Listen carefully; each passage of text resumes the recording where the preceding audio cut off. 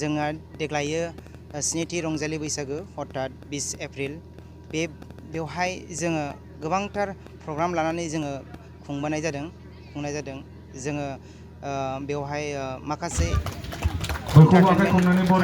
थानायजों लोगोसे जोंहा थुनलाइयारि आयदा बेफोरबायदिखौ जोङो लाफानाय जादों। लोगोसे जोङो गेवलां मेलाव 2024 आरो 2025 मायथाइयाव साहित्य एकाडेमि बान्था मोनगिरि सार अरन राजा बिथांखौबो जों हांख्रायनानै लाबोनाय जादों। बिथांमोना जोंनि गेवलां मेलाव बाहागो लागोन। बिनि उनाव जोङो मोनाबिलियाव बर'नि जाखांफु देंखोगिरि बिथांमोनखौबो जों हांख्रायनानै लाबोनाय जादों। आसा खालामदों जोंजों खान्थालगुरिजों लोगोसे खाथि खालानि रायजो राजाफ्रा जोंनि प्रग्राम खुंनायाव मोजाङै मोजां हेफाजाब होलांगोन, सान्थियै हेफाजाब होलांगोन आं बेखौनो आसा खालामदों। बैसागोखौ जोङो देग्लायसो बैसागो खुंनाया देग्लायसो जोङो 7 बोसोर जादों।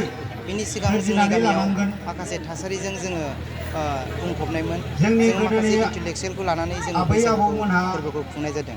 बैसागु खुंनायनि गेजेरजों जोंनि गामिया एसेबाबो जोङो जौगानायखौ जों नुनो मोनदों। मानो होनबा 7 बोसोरसो सिगाङाव जोंनि गामियाव माखासे जेबो रोखोमनि रंजानाय जेरैहाय खाम सिफुं दानाय हारिमुनि सोमोन्दै जों जेबोखौनो मिथिनो मोनलामोन।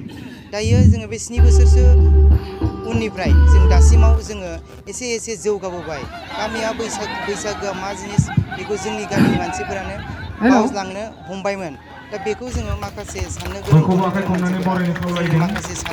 मानसिफोरा बेखौ सानज्लायनानै जोङो बैसागुखौ खुंनाय जादों। देग्लाय जोङो बुंनो थाङोबा बैसागुनि फोरबोनि गेजेरजों जोङो मेट्रिक आनजाद आरो हायार सेकेन्डारि आनजादाव उथ्रिसार जानो हानाय फरायसाफोरखौ जोङो बरायो।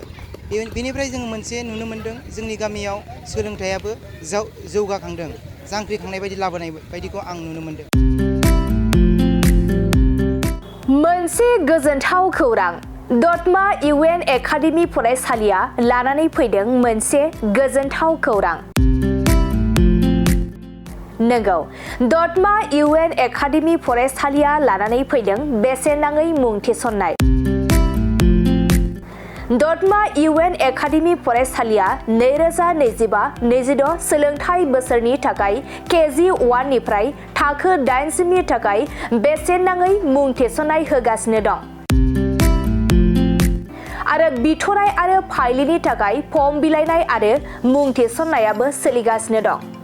आरो दतमा इउएन एकाडेमि फरायसालियाव हौवासा आरो हिन्जावसाफोरनि थाखाय हस्टेलनि खाबुबो दं। बिनिखायनो नोंथाङाबो नोंथांनि गथ'खौ दतमा इउएन एकाडेमि फरायसालियाव बेसेन होआजासे मुं थिसननो सानदोंब्ला आरो हस्टेलाव दोननानै फोरोंनो सानदोंब्ला थाबैनो मुं थिसननो हागोन। आरो नोंथाङा आबुङै मिथिनो थाखाय नैबे 7002660387 जानबुं नम्बराव कल खालामना खौरां लाहरनो हागोन।